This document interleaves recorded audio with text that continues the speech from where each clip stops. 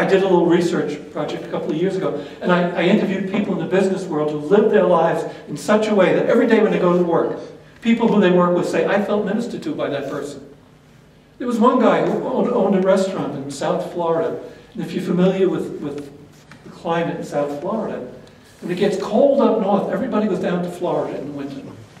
And he makes good money in his restaurant. But he told me that in the summer, his pastor told me in the summer, he loses $100,000. I said, how come, George?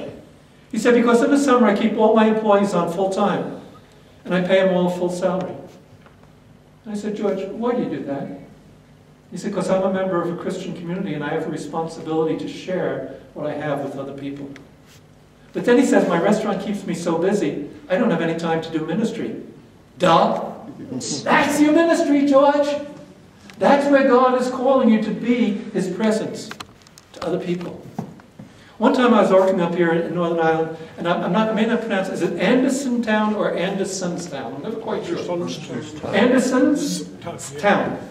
And they were using a process that we had for ministry, for pastoral councils. And one of the women got up, part of the process was that for 4 consecutive Sundays, a member of the pastoral council got up in front of the people to share one of the 4 topics. And she got up and she was shaking like this. And she said, I joined the pastoral council to make coffee. And she said, and then they told me I had to get up here today and talk to you about ministry. She said, I didn't know what ministry was. She said, but that's what we do at our council meeting. We studied what ministry is all about. She said, remember when my last child was born and I went into postpartum depression? She said, remember how some of you came and you sat at the hospital with me? I didn't want to talk. You just sat and you were present. She said, that's ministry. She said, remember my husband was so confused because I wasn't there and I didn't want to talk and he didn't know what was happening, and you let him share and talk and you listened to him. You were the ears of Christ to him. That's ministry. She said, remember somebody took my children out because their mother wasn't there for them. And you took them out on a Sunday and they had some fun and they enjoyed themselves. And she said, that's ministry. Think about your own belief about ministry. And is it too narrow? And if you're trying to get everybody in your parish as pastoral council using their gifts not only in ministry but in leadership, and what do you mean by ministry? I believe that the role of a pastoral council, according to the Canadian Conference of Catholic Bishops, identify needs, identify gifts, and bring them together in ministry. What are your gifts? 100% of the people in your parish are gifted and called. When I say gifts, what do you think about it? Last week I was up in Alaska.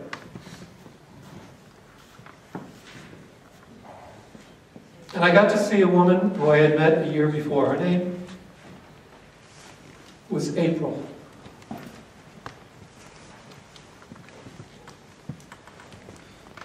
And I said, I need some volunteers to do a gift discernment. I had one of your priests do it last year. Sit around in a group and share the gifts you see 2 years ago. Share the gifts you see in that person. It was beautiful to watch your priest share with that priest the gifts they saw within them. They didn't hesitate. They didn't laugh. They didn't joke. It was beautiful. It was touching. It was prayerful. April sat with a group of people she knew, and she said, oh, I sat next to her. And she said, I have the gift of joy. And I have the gift of organizing. And then there was a silence.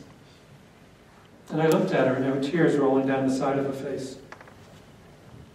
And she said, I have the gift of knowing what it's like to be a 15-year-old, pregnant, unwed mother.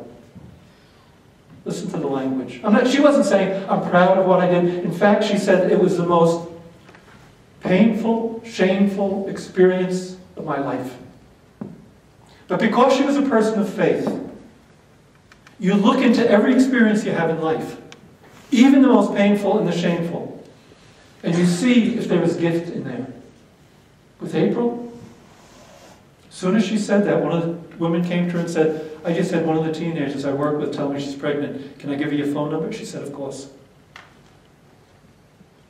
And then some of the other people who taught religion came to her and they said, would you talk to our teenagers? You see, if I'm a person of faith, then I believe in every experience I have in life, there potentially is gift, even the most painful and shameful.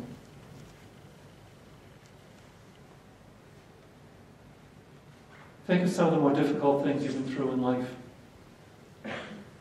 And ask yourself if you've ever gone in and embraced the gift that was present. That's the challenge. I know a parish that's one of the most alive parishes I've ever met. This parish is so alive that there are about 600 families living in the parish.